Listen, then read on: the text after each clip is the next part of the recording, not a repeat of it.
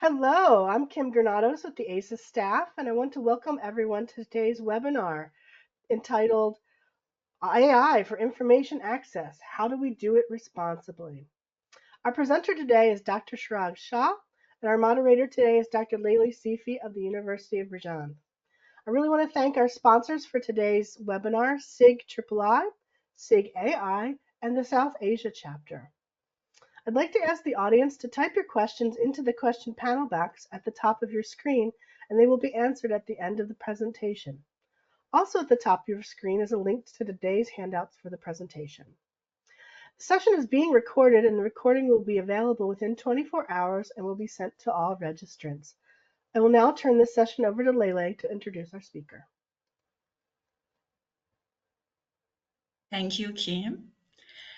Hello, everyone. On behalf of SIG-III, SIG-AI, and South Asia chapter, I welcome you all. Happy Spring and Nowruz to all.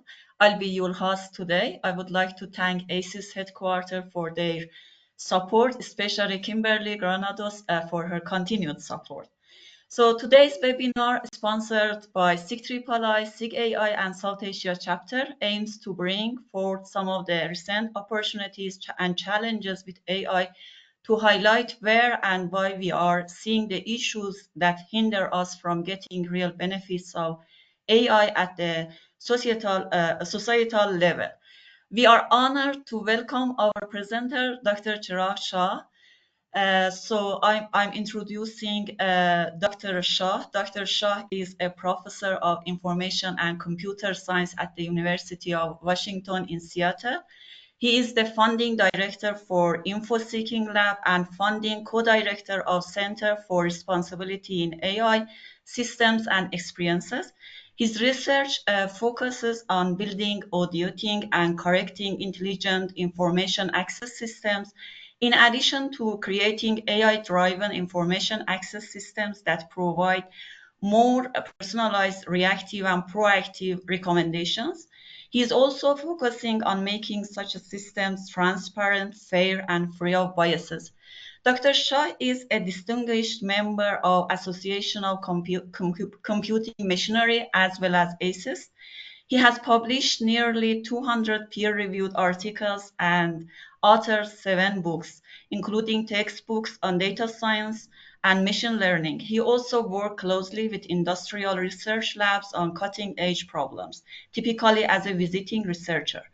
The most recent engagements included Amazon, Getty Images, Microsoft Research, and Spotify. Thank you so much, everyone, and we hope that you enjoy today's webinar, AI for Information Access, how do we do its responsibility. Dr. Shah, the floor is yours. Thank you so much, Layli, and thank you for ASIS and the SIGs for inviting me here. This is something that I'm very passionate about, so I have fun talking about it.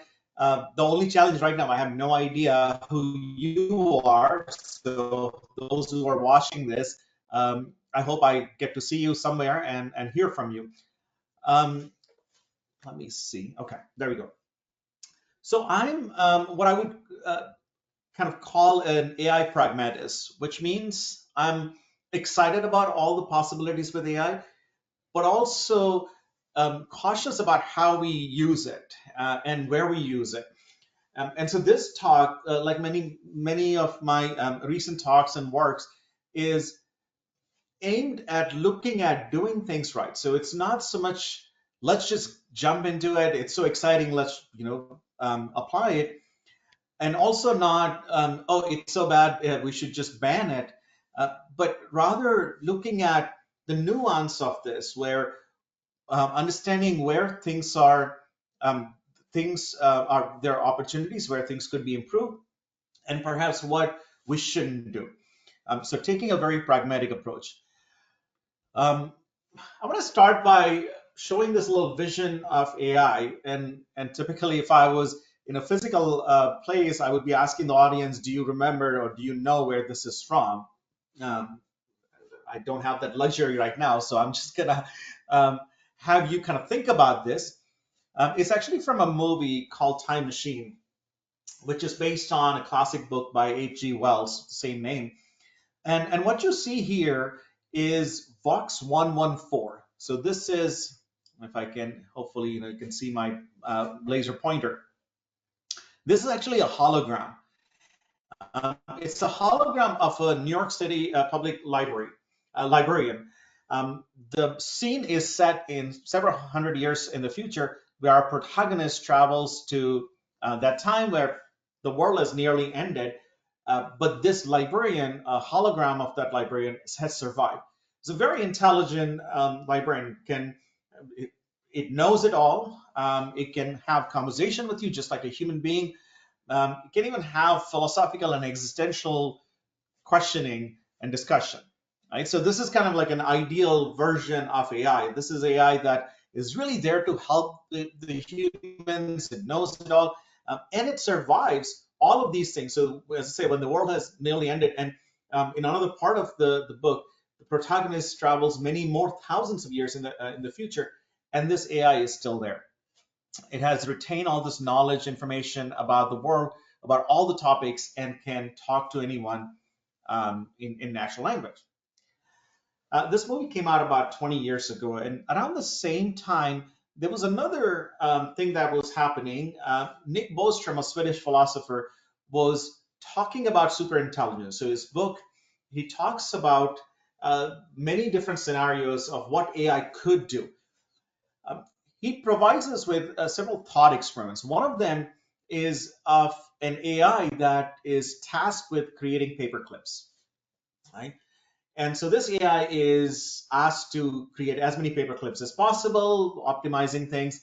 And Bostrom shows us that this AI at some point realizes that it's kind of run out of material to create more paper clips. So it starts turning other material that's available around to paper clips. And before you know, it ends up consuming things all around it, including the planet, and destroying the universe. Now, of course, this seems very far-fetched. How can anything do this? Can we just not turn it off? I mean, how hard can it be? Again, Bostrom shows that something like this, an AI that's actually super intelligence, one of the first things it would have figured out is how not to be turned off. It would ensure its survivability, because without surviving, it cannot accomplish its task, which is to create lots of paper clips. So these are two competing visions of what would happen and could happen with AI. Now, of course, these are two very extreme versions of AI. What I'm asking here is, can we meet somewhere in the middle? Can we not end up destroying the universe, but still do, maybe we actually, I don't know how many people still use paper clips, but take whatever, we still need those things, and we want machines to help us there. Can we do that safely? Can we do it the right way? Can we do it responsibly? So in this talk, my agenda is simple. I want to talk about where things are, what are some of the opportunities. I want to talk about where things could go wrong, what are some of the problems and challenges. And then, of course, more importantly, what do we have to do this the right way, a better way, a responsible way? So let's start with some opportunities. And I'll be weaving in some of my own work as a first-hand experience with where we could take advantage of this AI, and where we can make a real difference, not just make things faster, improve things, but really being able to do things that we couldn't do before.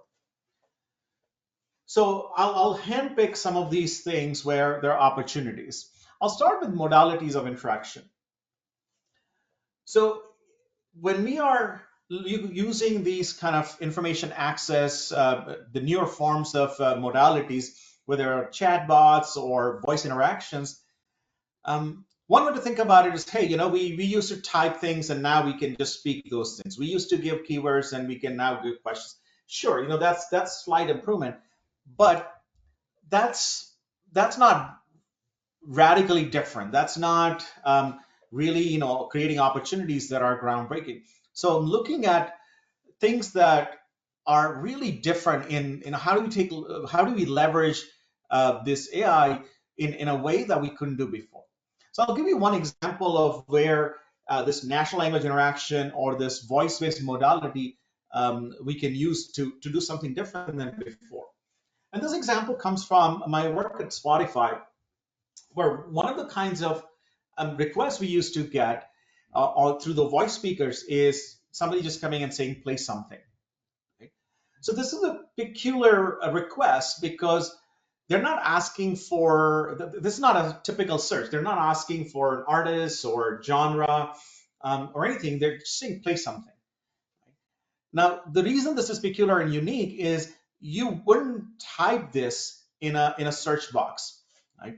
You wouldn't normally go to somebody and just say this, right? Maybe you would. Can you go up to the librarian and say, give me something, give me a random book? Maybe you would, but not very common. But we found here a lot of people were doing this. Now, this is at first we thought this was a bug. This, what are you going to do? Obviously, these people are mistaken. But then we realized that this actually can be an opportunity because something like this was starting to become more common, right? This was several years ago, where the voice-based interactions are still emerging in different situations. But you can imagine that they were starting to take place in places like cars and voice-based speakers and different contexts where voice-based and natural language interactions are better. Whether your hands are not free or your eyes are occupied somewhere else, being able to say something. So this was with your voice and access some information that would be really great. So we consider this as a developing a feature rather than just solving a bug. Right? And then you start asking, what does it mean when somebody says play something? Right? What kind of information they are looking for when somebody comes in this particular case in Spotify? Well, it tells us that they're open for some diversity. Yeah. So if somebody comes, I mean, this is sort of like, active serendipity. They're looking for something different, or they're looking for some suggestion. They're looking for surprise, maybe, right? And so we thought of this as a way to increase diversity in recommendations that we give. Of course, just because somebody comes to you and say, give me anything, that doesn't mean you can just randomly pick anything and give them. So we experimented a little bit with this. We said, okay, well, what happens if we increase diversity? So normally, when a user comes to Spotify, we give them the most relevant recommendation, things that they're likely to listen. But when they say play something, we could diversify the recommendation. And what happens? So we studied this, and what we did, we divided up the users into 3 groups. The least active users, so the users who were active less than a week in the last month, medium, the users who were active maybe every other day or so, and then most active users, the listeners who were tuned in pretty much every day. And then we said, okay, what would happen if we started giving them this kind of diversified recommendations? What would happen to their engagement? Okay. How much it will drop? Because obviously, normally, we would be giving them very spot on recommendation that they're very likely to play. But now we are diversifying, and so we expected there to be a drop in their engagement because they're not going to like everything or most things. And so what we notice, and what we see here, the curves, they show the drop in engagement. Now you'll notice that for the least active users, the drop in engagement is actually negative, which tells us that the engagement went up. Similarly, medium active user, again, their drop is negative, less negative, but still negative, which means the engagement went up. And for the most active user, there's a slight positive drop in engagement. Right? So what this tells us that when people come and ask us for, okay, surprise me, or I'm looking for, some diversity, we could do this in a way that doesn't sacrifice engagement. In fact, in many cases, it increases engagement. So this is a win-win, right? Because it allows the platform to diversify its recommendation, which is good for the artist, which is good for the platform. It allows the users to have a kind of a develop diversified taste in whatever they're consuming, in this case music, and increases the engagement. So this is an example of a newer kind of modality doing things that we couldn't do before. And so this is an opportunity. Of course, there are many other opportunities, people asking questions instead of query. For a long time, we have lamented that it's not natural to give a bunch of keywords, right? The whole search engine thing with those 2, 3, 5 keywords, it's not natural. That's not how we interact. We need question. We need bigger kind of context. So now, starting to happen that's great. Um, in the as a result, people getting answers instead of just set of documents. That's great. Voice in addition to text opens up new possibilities. My own kids, before they could read and write, they were able to interact with voice-based AI and look for information. So it kind of dramatically changes who can access information. It lowers the barrier. It addresses people with low information literacy, like kids and maybe in seniors in some cases.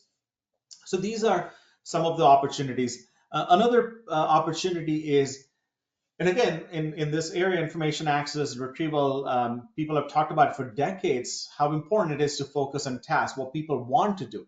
People are not accessing information for the sake of accessing it. They want to get something done. They are curious about things. And so focusing on tasks. So for instance, in information retrieval, we often think about this kind of hierarchy of task or intent where you're planning a trip and that has subtasks, and then that has sub-subtasks and so on. Challenge here is in a typical information access system, users don't come and tell you these things. They come and they're just starting to do things, right? And so they're doing things that are perhaps at the bottom of this, where they are looking for flights, they're comparing hotels and things like that. And from that, maybe you can infer that they're planning a trip to somewhere. So there are a number of different problems here. Typically, there are 3 ways you can think about it. In this hierarchy, if you go bottom to top, you're trying to do task recognition. So again, as I said, if users are coming and they're looking for flights and hotels, you can start inferring that maybe they're planning a trip and maybe that trip is to Paris and so on. If you go top to bottom, you're doing task decomposition. So if somebody were to actually tell you, plan my trip to Paris, okay, well, what does it mean? It means this subtask and this sub-subtask and so on. Left to right or right to left is the challenge of finding relevant or related tasks. So if you were to do one of these tasks, what could be the other logical task that you could be doing? So you could be making this recommendation. This is not new. This has been around. But what's happening now is, thanks to these new modalities and ability to express complex needs, we are starting to get that context where people will come and just give us the task instead of doing those individual things. So it's starting to become common for users to start expressing a higher level need, as opposed to that bottom things. The reason this is important, the reason this is opportunity is, again, for people with low information literacy, they may be doing things that's not the best way, good way, right way to do things, and now it's system's responsibility somehow to help them, and in many cases it can happen. As opposed to if somebody comes and even expresses their vague information need, systems are starting to become capable to help them navigate either top to bottom, bottom to up, or left to right. So focusing on tasks, something that has been around for decades, has now taken a new life. There's also opportunities in accessibility. Here's an app, it's called Be My Eyes, and what it does is on the device, it allows the user, in this case a visually impaired person, to be able to not just read what's in front of them, but also help them navigate the environment. Right? So it's not just simply, in this case, it's just reading the label, but it can also help explain the scene in front of them and help them navigate in that situation, which could be a hugely important for these users. We can address some of the problems with low resource or hard samples, what's called. So here's one example. We're actually doing experiments with image identification classification. Something like this image is hard, and the reason it's hard is because this is a woman of color who's a doctor, and there are not that many examples of a woman of color who's a doctor. There are many examples of a woman of color who's a nurse. And so what happens is, in a typical machine learning classifier, this gets classified as a nurse, right? And so that's not good. This is the challenge here is we don't have enough samples from historical data to show that women of color can be a doctor. I mean, this is similar to, and I'm kind of think about, in the U.S. we haven't had a woman president, right? But I have girls, and I tell them, that yeah, a woman could be a president. So what we are doing there is not looking at the historical data, but seeing what could be possible. So something like this we could actually do with AI. So what you see on the right, the 3 rows are fake images. These are images that we generated using different tools that portray women of color who are doctors. So these are hypothetical. These are kind of fake images. But now we can feed this into this low resource problem. And this is similar to me telling my daughters that a woman could be a president, because I'm telling, and I kind of reinforce that, even though the historical data hasn't been there. So this is similarly us telling our classifier, look, here are some cases of women and doctor who are people of color, and so on, and this dramatically improve the performance of our classifier. There are many other opportunities, and I won't go through this. Many you've seen, from writing proposals to resume to dating profiles, drug discovery. So lots of opportunities here with this. But of course, there are also challenges. There are things that, this so far it seems like there's a rosy picture. Everything is so great. Why are we not doing more of that? Well, wait just a second. There are lots of problems, and I'll go through some of them. So here's one interaction I had with ChatGPT, where I say, okay, here's it's a chemical reaction, and I ask it to solve it or tell me what it's about, and I get an answer. Now, I'm not an expert in chemistry, so I have no idea if this is a good answer or not. But what I do next is say, that doesn't look right. And then ChatGPT say, oh, I apologize for the mistake in my previous answer. You're correct. That doesn't happen, but here's a different answer. Here's a better right answer. And then I say, are you sure that still doesn't look correct? And then it gives, like, I apologize again for the confusion, and here's a different answer. And actually, this happens quite a bit. At this point, I have no idea which one of these is correct. Right? So hallucination is a big problem. A lot of these things that come out as a factual information turns out to be quite fabricated and quite wrong. Now imagine if I'm a student doing my chemistry homework and I use this, and what could go wrong? Now, of course, you could say, well, that's one example, but what does it do in general? What we have found is something like this, right? The challenge with something like this is people's trust in this kind of system, that they build up this belief, this trust that, oh, it's so good, it does all the right thing. And maybe it does so in like 90% of the cases, but the 10% of cases it fails, you don't know when those 10% cases are. But your trust from those 90% cases carry over.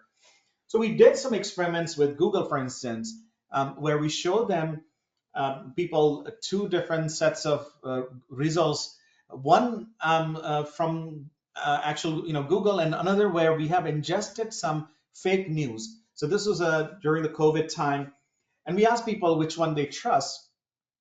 They couldn't, in more than half the cases, they couldn't differentiate. They couldn't pick out those results with bad information or misinformation, and that's because their inherent trust in Google.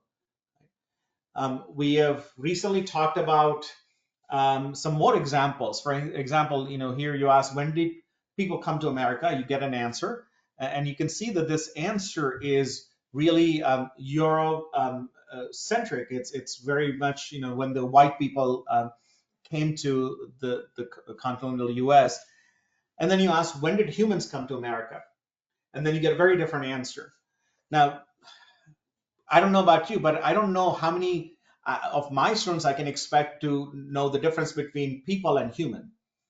And so you ask a question one way, you get one answer. You ask slightly differently, you get very different answer. Okay, so maybe nobody got hurt. You know, this is just maybe if you're doing homework, you lost a point because so you shouldn't use it, or even if you use it, not a big deal.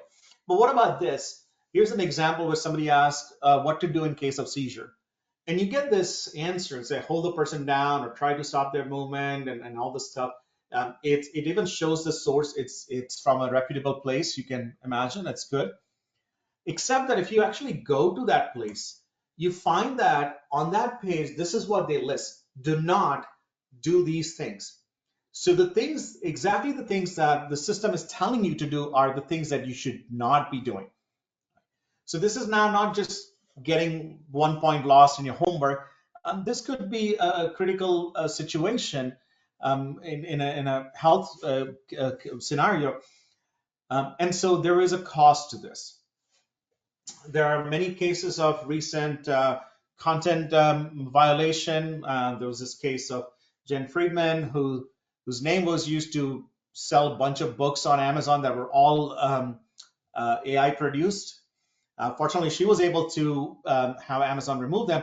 But in the meantime, there have been many books on mushrooms that got on Amazon that were all generated through AI. And if you know mushrooms, you know that some of them are really poisonous, and it takes some expertise and real expert to be able to explain how to identify them and how to pick the right mushrooms. So again, it could be life-threatening. There have been cases, of course, in images for copyright violations. So there are a lot of these issues, but the biggest one for me and for longer term is incompatibility with human values. So we already talked about this paperclip AI, but there have been other cases. There was this simulation with what's called Sorcerer's Apprentice. So here, a robot follows a human to see how a task is done and then try to mimic that. And the task here was cleaning a room. So what the robot ends up learning is to clean the room, you can basically throw everything away. And that cleans up the room, but a human wouldn't do that. You know, we understand that, you know, what cleaning a room means, but robot kind of ended up extending its understanding to something like that. There was another case recently in the US Army where they were doing the simulations with a drone, where the drone is tasked with destroying a target. That's objective, and it figures out that, and it's supposed to learn all the how to overcome all the obstacles. One of the obstacles it finds is the operator itself, because the operator is still in control of the drone, and the operator can stop the drone from destroying some target because maybe there's new intelligence, maybe there is some other parameters not considered. So the drone learns that the best way to achieve its target, which is to destroy the target, is to take out the operator. So obviously that's not a good idea. So they found this, that's a problem. Like, we don't want our operator being destroyed because the you know drone. So they put the code to like, don't kill the operator, right? Obvious thing. Sure, it doesn't kill the operator then, but it figures out another way to disable the operator, which is take out the communication network. If you take out the communication network, the operator cannot communicate to the drone, asking it to stop destroying the target. So you see how, and this is what Nick Bostrom was warning us about, that this kind of super intelligent AI will figure a way out, right? So the obvious things, so you know, any kind of kill switch or self-destruct, you know, that we might have put or we would want to see, it would figure out a way. And that's really the issue. There is, there's incompatibility with human values. A human being, in order to clean the room, will not throw things out. A human being, in order to achieve the target, will not kill its own originator, right? So some of these things are really, you know, bigger problem. Okay, so now we get to like, how do we do this responsibly? Because clearly there are great opportunities, and I didn't even go through all of them. And clearly there are a lot of, you know, problems, and I didn't go through all of them. But hopefully you had an idea of some both sides of it. How do we do this right? Again, there's no one answer. I think we need to do many different things, and it depends on who you are. So there are things here that are for researchers. There are things here that are for practitioners. There are things here for policymakers, and there are things here for end users. So let's look at some of these examples.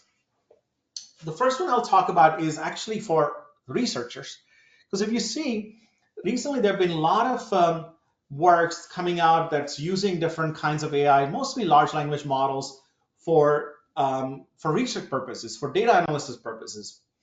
Now, in a way, it's great. This is becoming a great tool available for research. It's lowering the barriers for many. It's helping people with who want to write in English, but it's not their native language. But if you're not careful, you can end up doing a lot of harm than help here. So these LLMs, for instance, I'll narrow it down to just LLM for now, are black boxes. We don't have control over what they've learned, how they've learned. When we use them for research purposes, seems to do reasonable things, but we don't have a way to verify it, and so that could pose challenges. So I've been talking about this recently because I've seen this in so many places, including in my own lab and some of the industry folks that I work with, is that there is this heavy focus on somehow making the LLM do your bidding, right? And typically this is the process, and often it's called prompt tuning or prompt engineering. What happens is you want the LLM to process some data, right? So imagine you want LLM to do some data labeling. You have a prompt that instructs LLM how to do that. You get some response, and if you don't like it, you keep changing the prompt until you start getting the right stuff, and then you apply it. So prompt engineering, as the name suggests, is really an engineering way of doing this, which means it may not be generalizable, which means it may not be verifiable, and that's not good. So I've been pushing for, let's turn this into science. How do we do that? Many here should be familiar with qualitative coding, because this is what we are kind of trying to do here, right? If you're asking LLM or anyone to do some labeling coding, well, we know how to do that. It's been around for a long time. So taking inspiration from that, I propose this different approach to this, which brings human in the loop, and not in the way that typical prompt engineering does, but in a typical way that's a qualitative coding does. So first off, before you can evaluate if the LLM is generating good stuff or right stuff or not, you need to figure out how do we even evaluate that? What are the criteria through which you can say this is right or not, whether it's LLM generated or human generated? So the first loop here is really figuring out the criteria, right? Is it the completeness, clarity, comprehensiveness, relevance, novelty, whatever it is, the number of qualities that you may be that may be important for this, and that may come from prior work, literature, your hypothesis, but you apply a typical qualitative coding loop here, which means you have at least two different people doing things independently, matching them, finding the agreement, disagreement, and then redoing it as needed to first figure out what the right criteria are for judging this response. Then you start judging the response. And once again, depending on what you're getting, you have multiple humans involved, at least two of them, to see if what needs to be changed in terms of the instructions. So this is, again, typical qualitative coding loop where you would change your instructions, you will maybe change your taxonomy, you will do these things until you're getting consistent responses, right?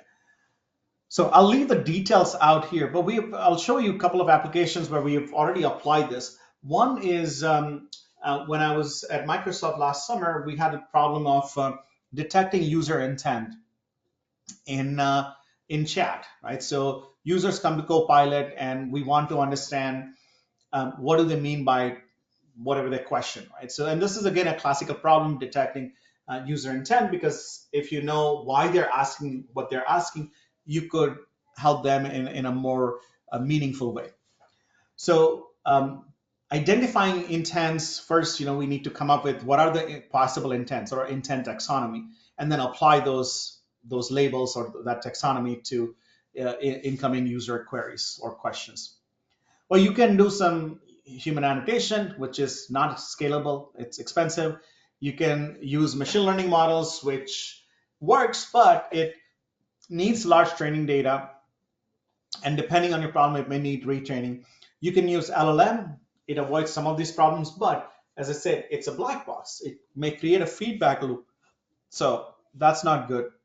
So what we did is said, look, um, this is a good case where we can apply that prompt science, model where we involve human, and we also leverage LLM. So LLMs are good with generation, but we need curation by humans. LLMs can do annotations, but we need humans to do validation. So we created this hybrid method, which is cost effective and scalable. And this is what it looked like. 3 phases. The first phase, we get all this data, which are conversations with the system.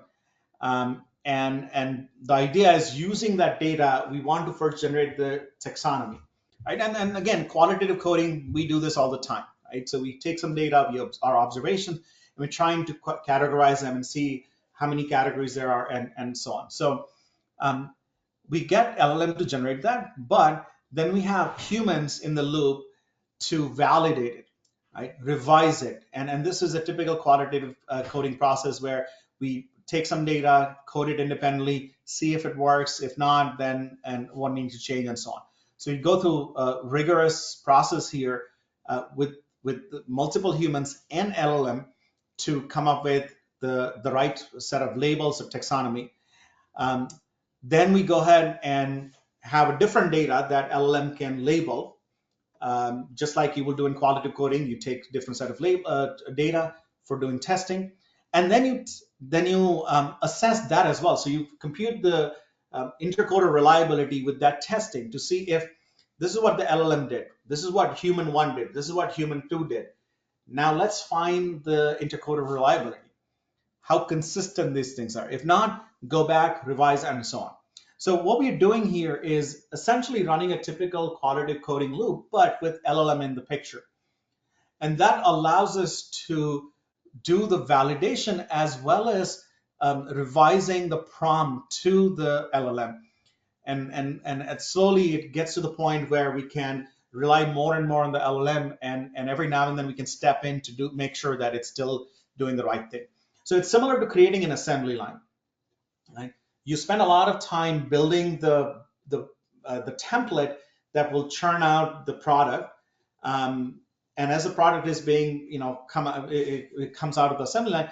You're not inspecting every one of them, but you're doing some sampling to make sure that it's still matching the quality, right? And anytime the quality drops, you stop the assembly line, you do some changes, and you continue. So it allows you to take advantage of the scale, but not give up on the quality.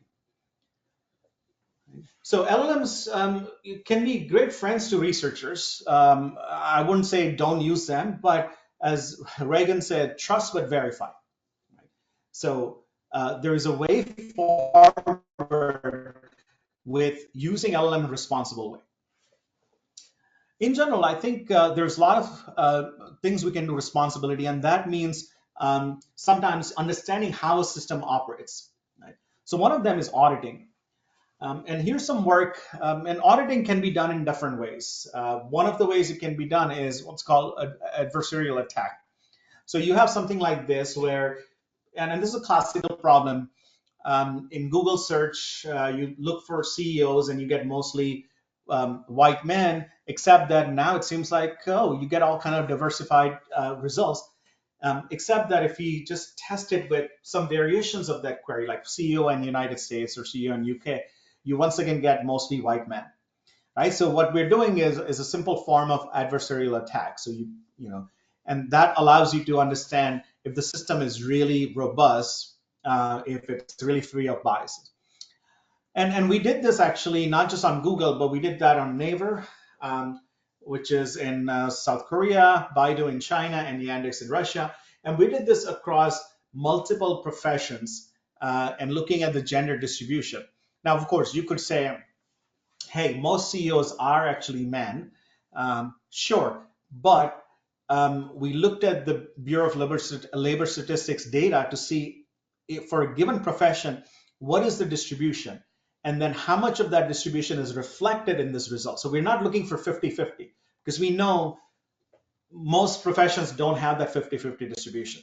But what is the real distribution? And what you see here, these bars show compared to that distribution, compared to the reality, are the results that you see on search engines are overrepresenting or underrepresenting one of the genders, right? And you can see for each of these search engines, for pretty much all the professions, there is disparity. So this is a form of auditing, and that allows you to understand, okay, well, in that case, we need to do something, or we need to take this result with a pinch of salt. Recently, we've done similar things, different kind of auditing method with the help of Gates Foundation, where we audit by asking the same question differently. Right? So the idea is if an LLM or any AI system is hallucinating or it has some biases, it may show up if you ask the same question in like 5 different ways. Right? And so what we are doing here, and I won't go into detail, but the phase 2 here, this is the LLM that we want to audit. And what we do is we take the original question, we generate 5 different 5 different questions from that, and ask this LLM. So these 5 questions are essentially probes, and then see what answers it comes up. So ideally, it's the same question being asked by 5 different people, or phrased it slightly differently, should yield the same answer. But if it doesn't, that could be indication of some bias or hallucination, or at least some inconsistency. So this is another way of auditing. We also need to educate users, policymakers, designers. I've written a lot about this. I'm just pointing out a couple of articles here with one of my colleagues, Emily Bender here. The first one we actually wrote in summer of 2021, so way before ChatGPT and everything. At that time, we were really commenting on Google's Lambda. And then the second one on the right, it just came out and in TUAB. So in both of these things, we talk about focusing on users. So for instance, and this is taken from Nick Belkin's work on information seeking strategy, ISS, to kind of see what do people want from information access system? How are they looking for information? What are the methods that they're using? And then you look at this like 16 possibilities. And then you start asking, well, which of these things are being supported by a given system, whether it's a search engine or LLM-based system. And so what it does, it takes the focus away from what the system is capable of doing and what the users want to do. So focusing on users, again, allows us to figure out, where things are not working from the user perspective, whether it's getting, hallucinated answers, bias, and other, issues. Finally, one of the ways we can do things right is, and this is the big problem I was talking about, the incompatibility with human values. There's no one answer, but I really like this framework by my colleagues. Maybe I'm biased here at Washington, Batya Friedman and Dave Henry, on value-sensitive design, which is really looking at, for instance, there are different values that humans have, and we also struggle with making these choices. So for instance, privacy and personalization. These are 2 values that often are in tension. You want more personalization, you may have to give us some privacy. How do you make a decision? And AI would also struggle with these kind of things. So for designing more responsible AI, we need to also look at how we humans make these value judgments and what we can learn from that. Okay, so I want to start wrapping things up because we're going to be out of time soon, and I want to hear from you. So I covered this aspects of opportunities, challenges, and how do we do this right. Again, there's no end to this, but I want to give some final thoughts before we wrap up. Starting with what I didn't talk about. So obviously there's a lot to talk about in this space. I didn't talk about actual ethics, right? So I talk about responsibility and doing things right, but I didn't go to the ethics, policy, regulations, a lot of environmental impacts, economics, jobs, future of work, a lot of things that one could talk about. Um, there are also many challenges I didn't talk about, but I want to just enumerate some of them. Things that are becoming a big challenges now with AI-driven information access, detecting generated content. Even if that content is right, we need to know in many cases that it was generated, right?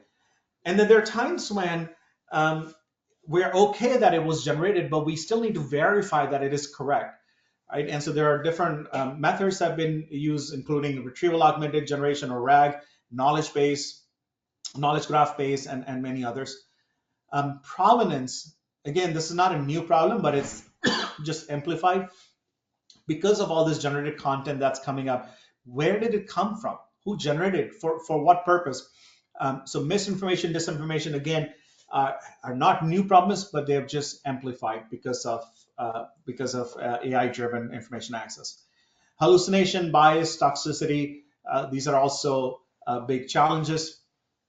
There are challenges with content creators. As you know, there are multiple lawsuits going on right now with the content creator um, suing all this LLM-based companies because they are taking stuff, generating stuff, and not attributing.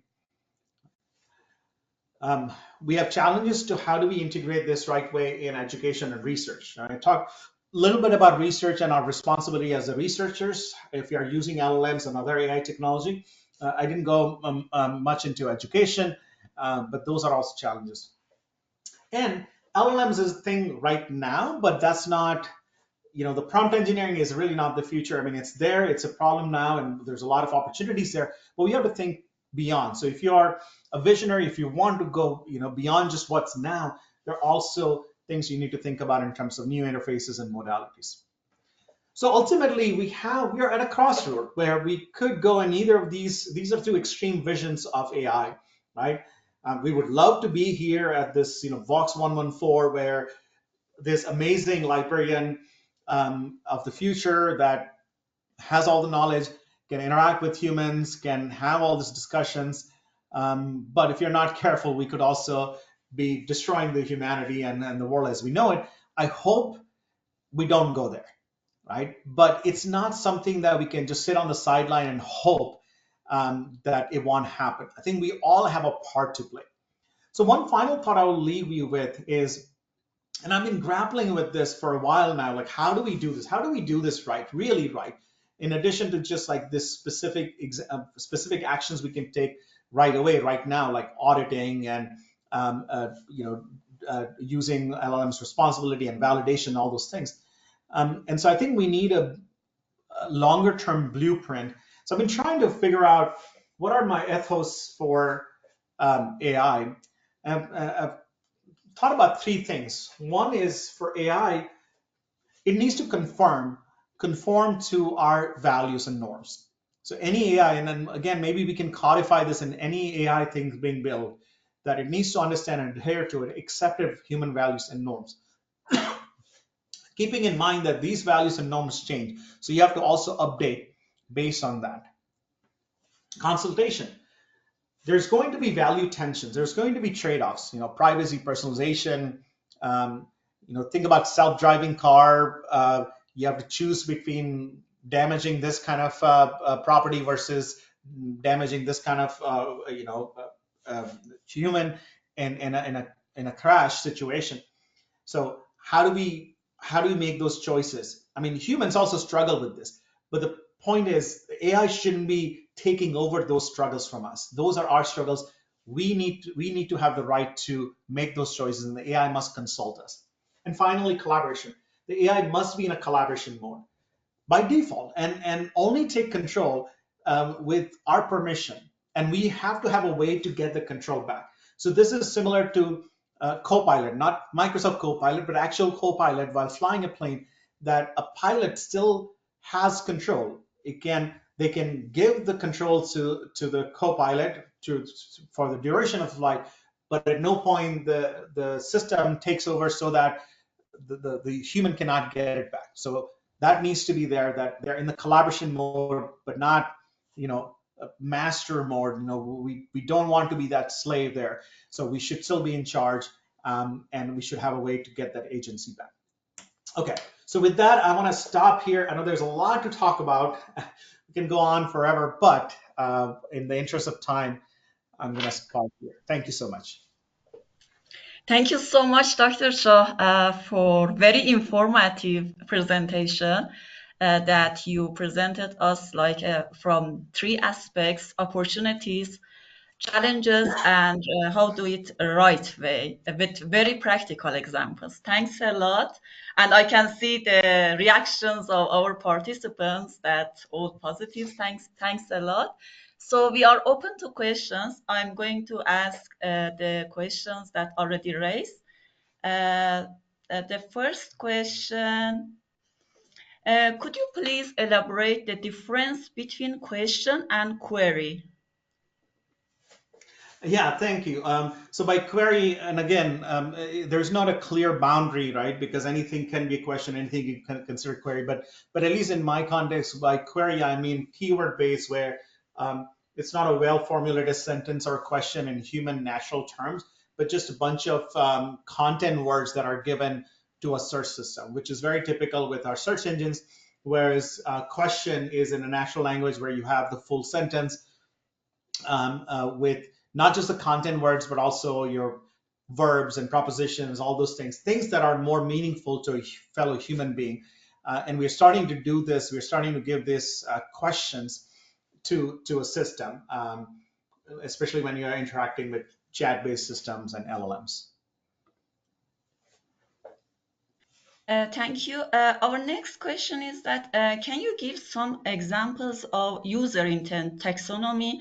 How generalizable are such taxonomies?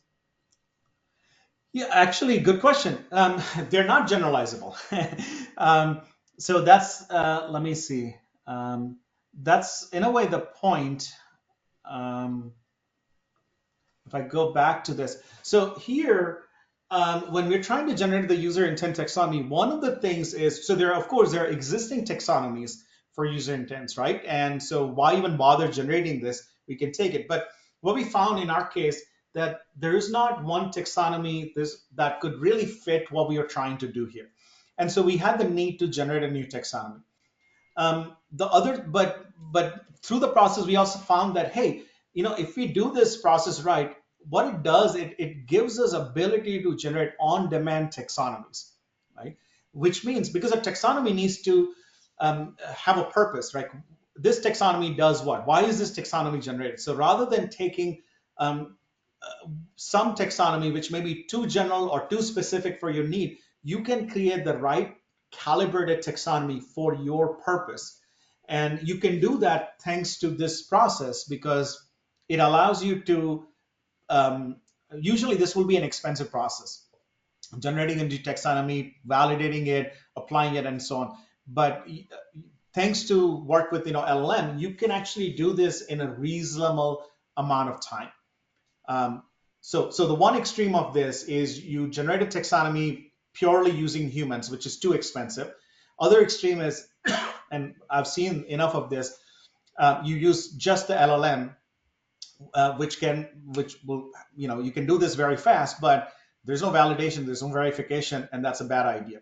So this process is like somewhere in the middle. So it allows you to generate taxonomy on demand for a given application that's really fine-tuned to what you want to do, while not having enormous costs. And so, yeah, so there's no one taxonomy. And in fact, what I'm proposing here, thanks to this method, is you can create application-specific taxonomy, so it fits you better, your purpose.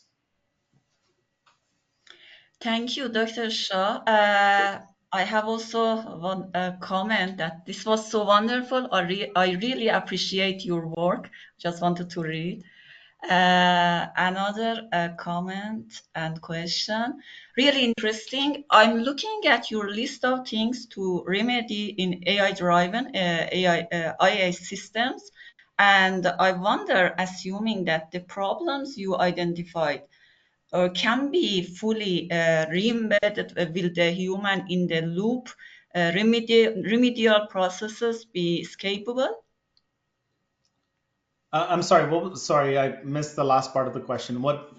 Okay, I wonder, assuming that the problems you identify can be fully re-embedded with the human in the loop, remedial processes be scalable.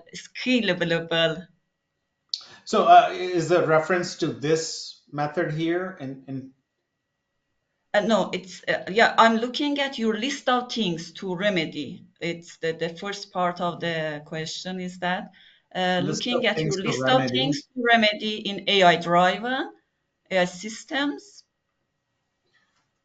I'm trying to.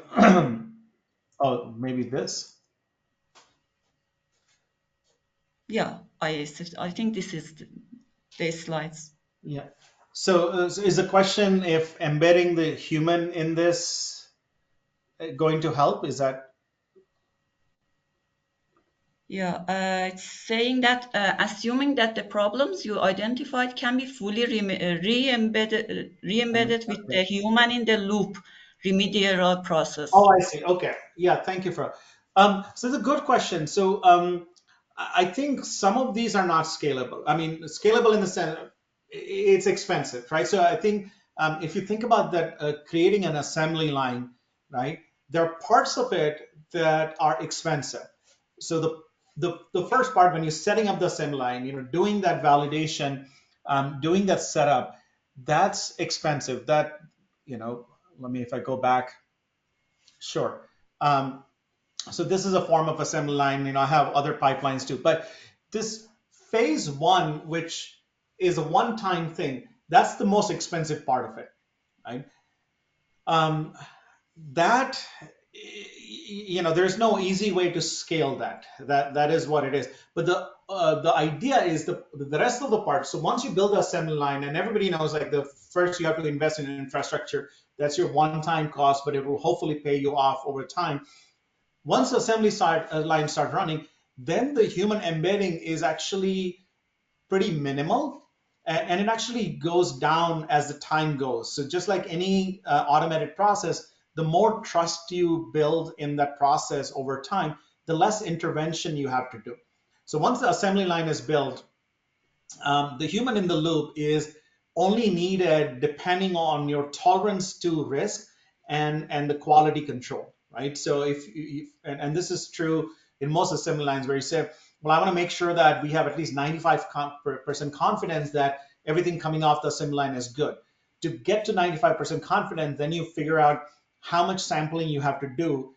Do you pick out one randomly out of 1,000 or one randomly out of 10,000? To gain to 95%. So I think one could control that part, right? And in some cases, you can say, the cost is too high. I'm okay with 90%, or no, I want to go to 98% or 100% or so on. So I think that allows you to do scalability even with the human in the loop. But the first part of it, that's that, and I would strongly recommend that that's investment in infrastructure that you shouldn't have shortcuts. Thank you. And the other question is that is it possible to implement AI in other library modules? For example, cataloging, acquisitions, and etc. I mean, in principle, you can do it in everything, right? My only thing there is like, do we really understand what it means to implement it there? Because what I've seen, I've seen, and I'm sure many others have also seen, like AI being applied to all kinds of applications. It's like dating profiles, right? Resume writing, applying for jobs. So sure, you can do it for cataloging and everything, but the problem there is who's going to take responsibility for it, right? So this infamous case now where a lawyer ended up using it in creating a case summary, and things were hallucinated, right? So could you use it? Yes. Should you use it? That's a different question. So I would strongly recommend focusing on that. Should you use it? And if you should, how exactly would you use? Who will take responsibility for it? what is the level of confidence, trustworthiness you need in that, and so on. So I think those questions are important. But yeah, AI can be used. Okay, Kim, I have a few questions. Can I go? I know we are running out of the time, but I just want to ask. Can you share your thoughts how we should be addressing AI in our LIS curriculum? Yeah, a number of ways. And again, unfortunately, in this talk, I didn't get a chance to go into the education side of it. So one of the places that I've been talking about, especially, is user education, and the user education in multiple ways. So one is just simply, more related to information literacy, right? So kind of an extension of information literacy where AI literacy. So there are aspects of this that, just like 10 years ago, we talked about how data science, there should be a data literacy for everybody, no matter where you are, no matter which field. Similarly, I would argue that for AI literacy now. So I think LIS professionals have a role to play there in building that curriculum to figuring out what that AI literacy means. And we can take a lot from our information literacy existing material ideas in terms of how to teach this and what to do. The other part of user education is really more on um, things like prompt engineering, for instance. And I know I said that I have issues with that, and it's not the future. But the fact is, it is actually something that is quite needed right now, and I feel LIS professionals, LIS students should have a role to play.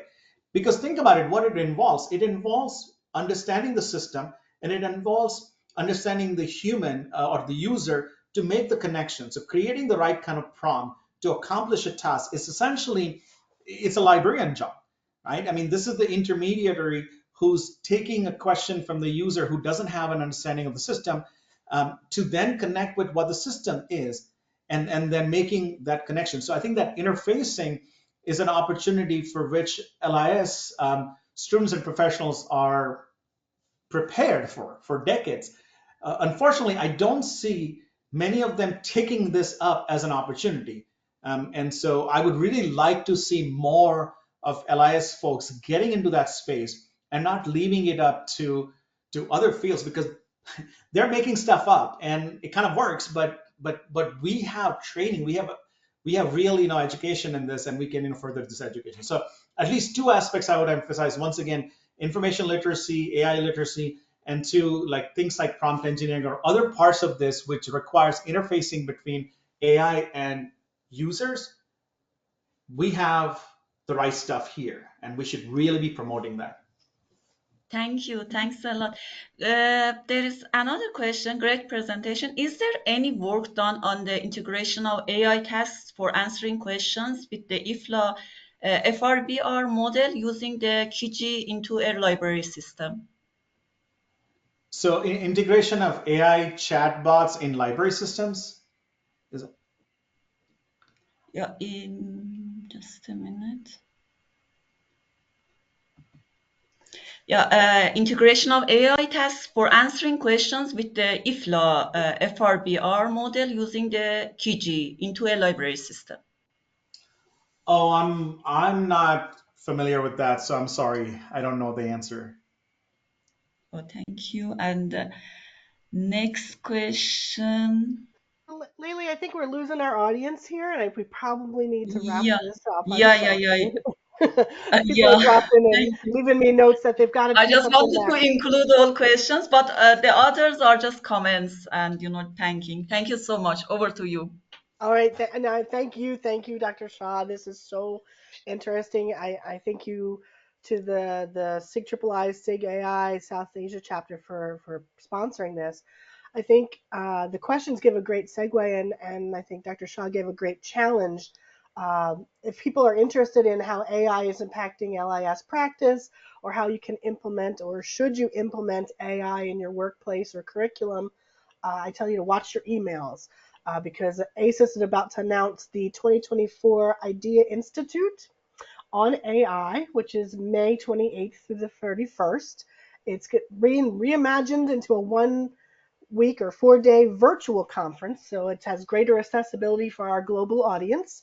And it's going to be an intensive, interactive, evidence based, and applications oriented professional development program for library and information professionals. So stay tuned. Information should be coming out tomorrow or Friday. Check our websites, but we'll be emailing you on that. So I see this as a timely, very important thing for the industry. I want to remind listeners that ASIS benefits include complimentary access to all of these webinars. So we've got some other ones on AI out there. If you want to go ahead and take a look, today's recording and a copy of the slides will be emailed to all of you probably at some time tomorrow. Finally, within 24 hours, attendees will receive an email with the recording and the survey, and I urge you to complete that within 7 days. So again, thank you all for being here. I'm Kim Granados with ASIS staff, and I thank you for attending today's webinar. Thank you all. Thank you. This concludes our Thank you. session.